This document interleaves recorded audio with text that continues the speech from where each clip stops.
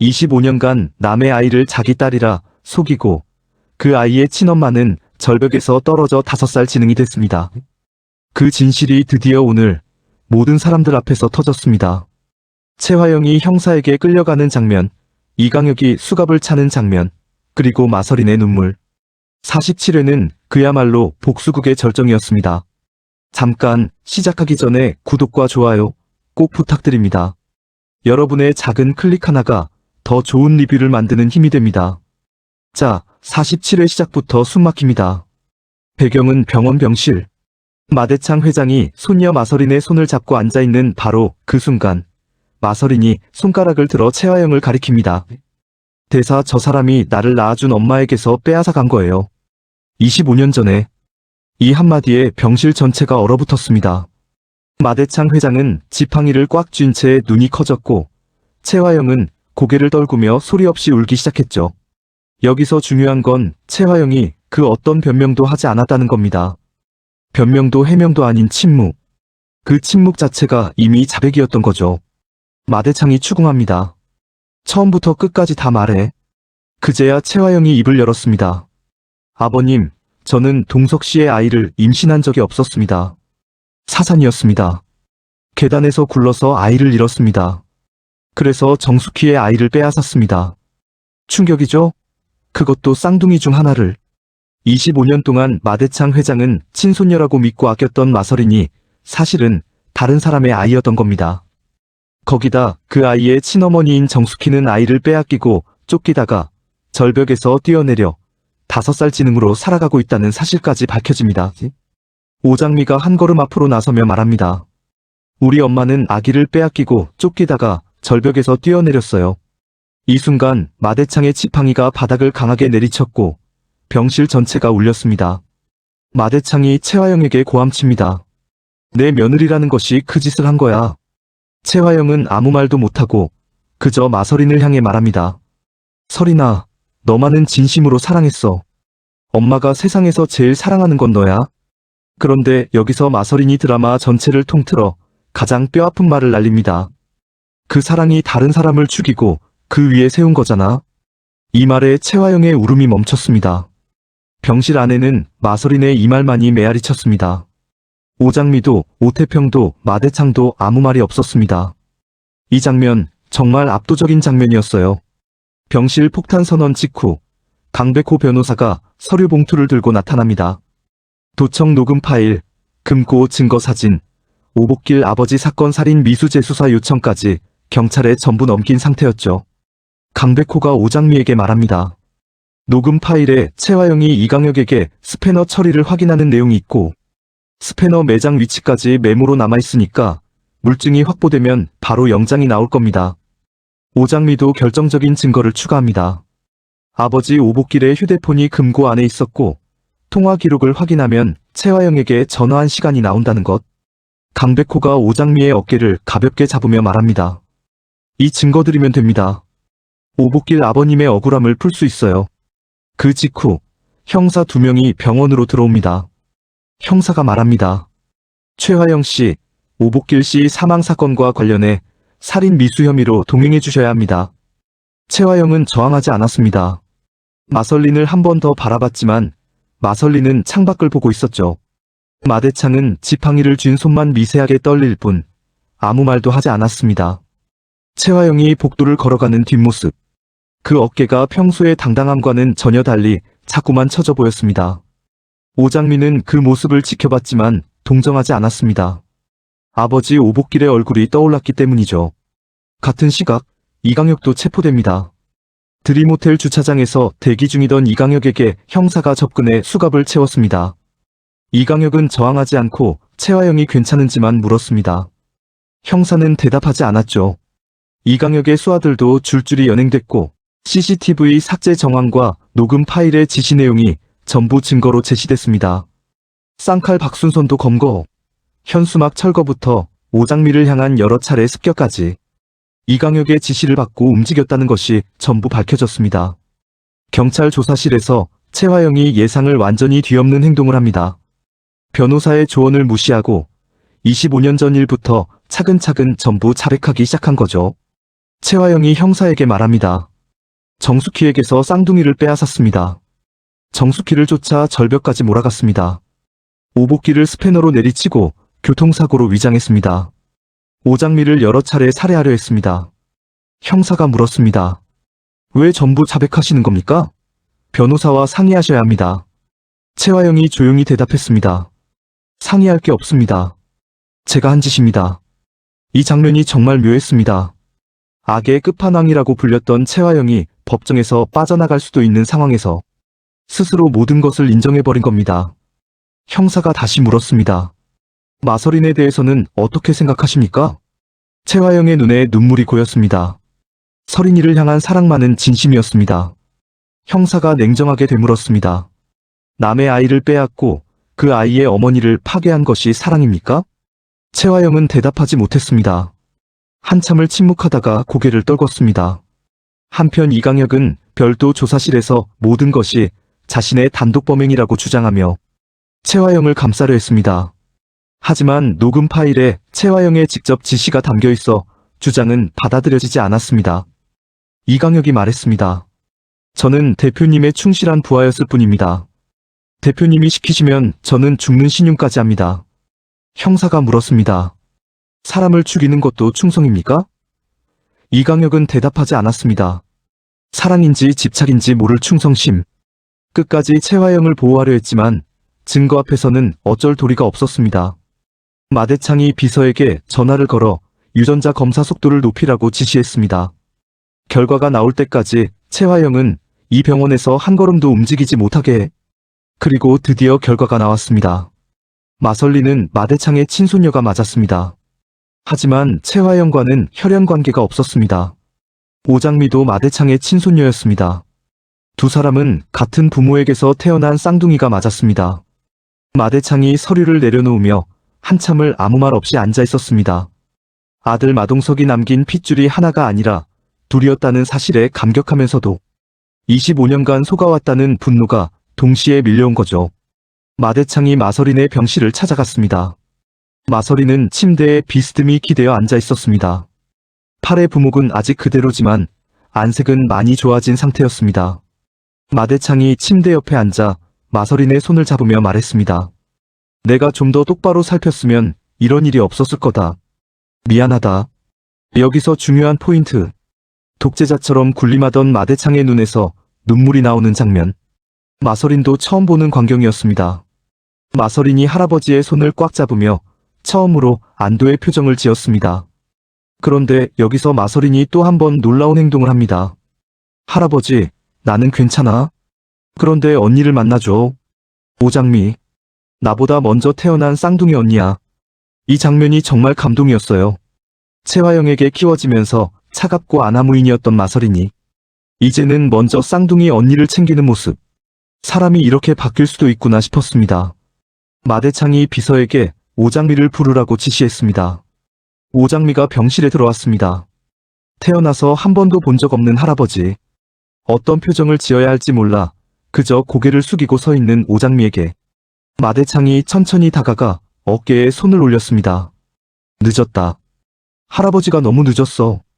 오장미의 눈에 물기가 번졌습니다. 입술을 꽉 깨물며 고개를 숙이는 오장미. 마서린이 침대에서 그 장면을 지켜보며 조용히 미소를 지었습니다. 25년 동안 얼마나 외로웠을까요? 친할아버지와의 첫 만남에서 이 한마디를 들은 오장미의 감정이 얼마나 복잡했을지 시청자들도 눈물을 참기 힘들었을 겁니다. 이번 회에서 가장 따뜻한 장면이 펼쳐집니다.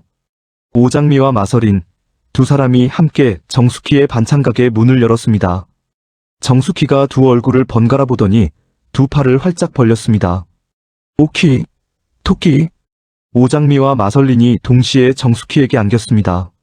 정숙희는 양팔로 두 딸을 꼭 끌어안고 머리를 번갈아 쓰다듬었습니다. 토끼도 착하고 오키도 착해. 오장미가 엄마의 품에서 웃음을 터뜨렸고 마서린도 깁스를 한 팔로 정숙희를 안으며 눈물을 흘렸습니다. 이 장면에서 비로소 정숙희가 25년 만에 두 딸을 모두 품에 안는 순간이 완성된 겁니다. 오태평이 뒤에서 이 상황을 보고는 특유의 엉뚱한 반응을 보였죠. 이게 대체 무슨 상황이야? 장미가 둘이면 나도 오빠가 둘이 되는 건가? 오태숙이 바로 등짝을 때리며 말했습니다.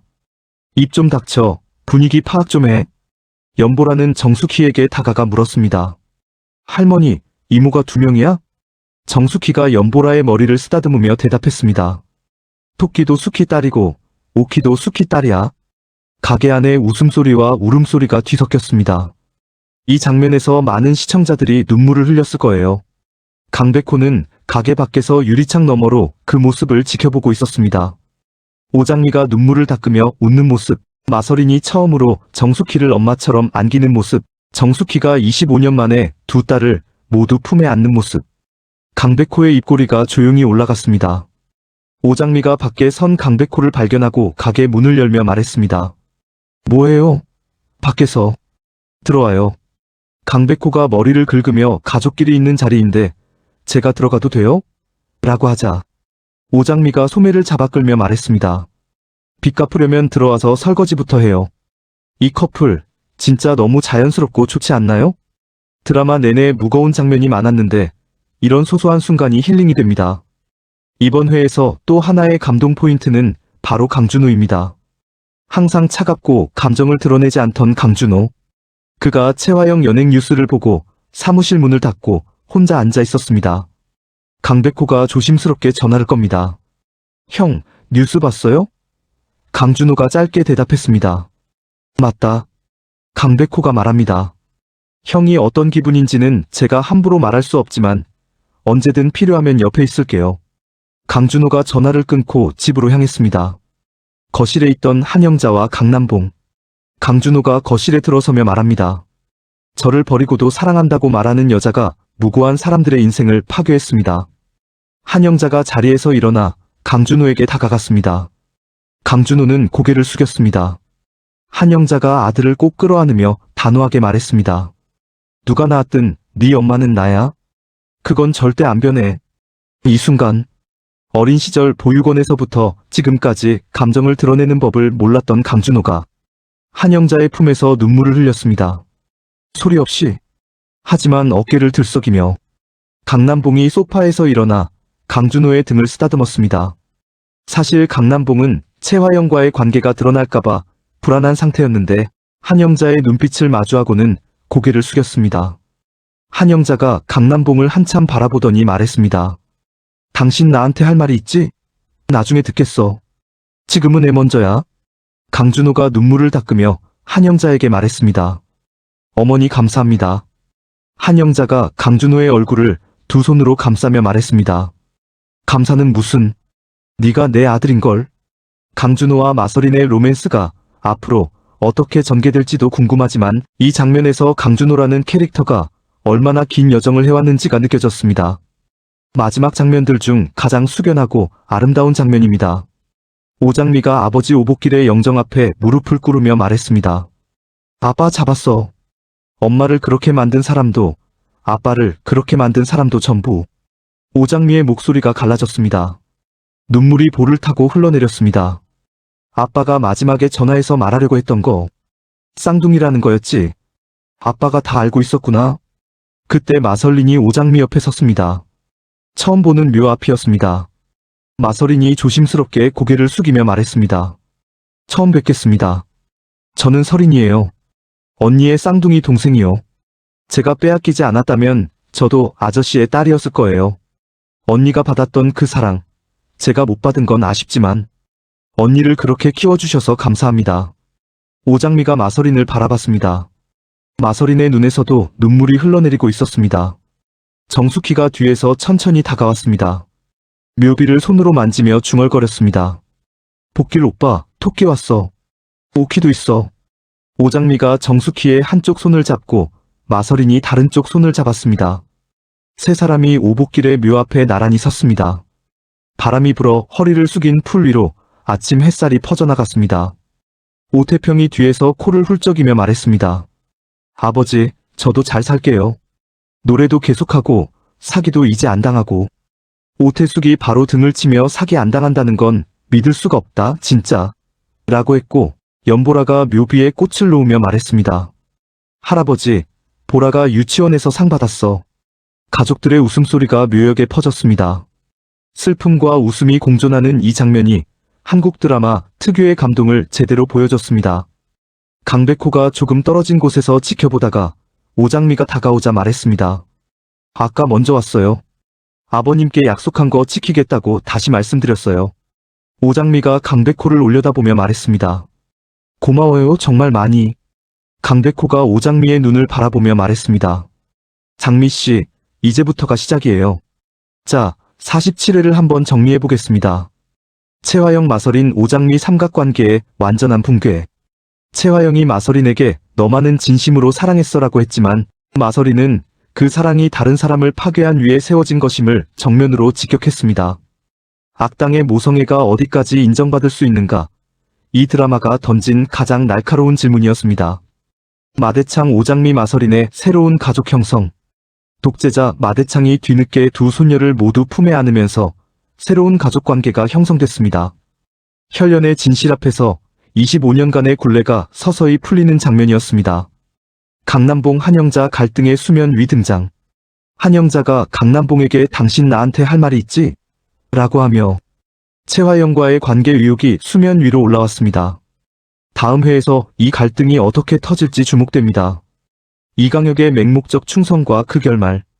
끝까지 채화영을 보호하려 했지만 증거 앞에서는 속수무책이었습니다. 사랑인지 맹종인지 모를 이강혁의 감정이 비극적 결말을 맞은 장면이었습니다. 오장미가 마지막에 중얼거렸습니다. 이제부터가 시작이야. 그리고 아침 햇살이 묘역을 가득 채웠습니다. 채화영의 모성은 진심이었을지 모릅니다. 하지만 그 사랑이 다른 가족의 파괴 위에 세워졌다는 사실은 변하지 않았습니다. 무너진 것들 위에 피워낸 꽃은 결국 그 무너진 것들의 무게를 감당하지 못한다는 것. 47회가 우리에게 남긴 가장 묵직한 메시지였습니다. 25년의 진실이 드러나고 쌍둥이는 드디어 하나가 됐으며 악인들은 법의 심판을 받았습니다. 그리고 우리의 오장미 가족은 이제 진짜 새로운 시작을 맞이합니다. 다음 회에서는 강남봉과 채화영의 과거 관계가 한영자 앞에 드러날지, 마서린과 강준호의 관계가 어떻게 발전할지, 그리고 오장미와 강백호의 사랑이 어디까지 깊어질지 지켜봐주세요. 오늘 리뷰 재밌게 보셨다면 구독과 좋아요 꼭 눌러주세요. 여러분의 댓글이 이 채널의 원동력입니다. 다음 편 리뷰에서 또 만나요. 감사합니다.